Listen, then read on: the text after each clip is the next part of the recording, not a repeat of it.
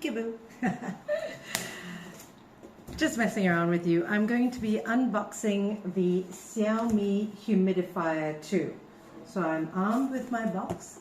I've got my scissors, and that's pretty much all I need. Fiber cotton, I'm not sure what that's for. Let's find out in a while. And the manual. So let's open this up. A humidifier, you're thinking to yourself, why would I need a humidifier, especially if I live in the tropics? Well, this is good if you constantly have the air conditioning on and you don't want your skin to dry out, which is perfect for the tropics. So there you go, just this contraption. So that's what you see inside.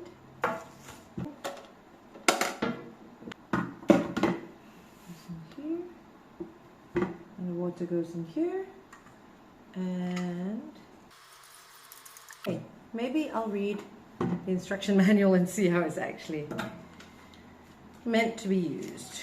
All right. So this is the water tank cover. This is the water level marker.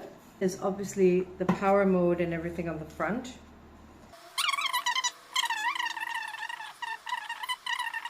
And put an appropriate amount of essential oil onto the fiber cotton, I see. And place the cotton in the essential oil compartment. In the back, you'll see this little compartment. Just give that a push, and you'll see that it has this little foam in there, and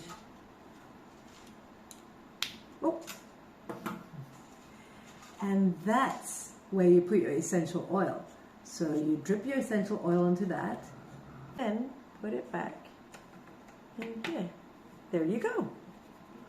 And then it's just plug and play. And I've got a few more of these cotton fiber pads, but obviously if you've used them already, you can just use cotton wool, I expect. And just like most of the other Xiaomi products, it can be connected to the Mi Home app, which makes it very, very handy if you want to switch it on before you get home, have the room all nice and ready, have the room scented up with your essential oil before you get home from a long day at work. There you go.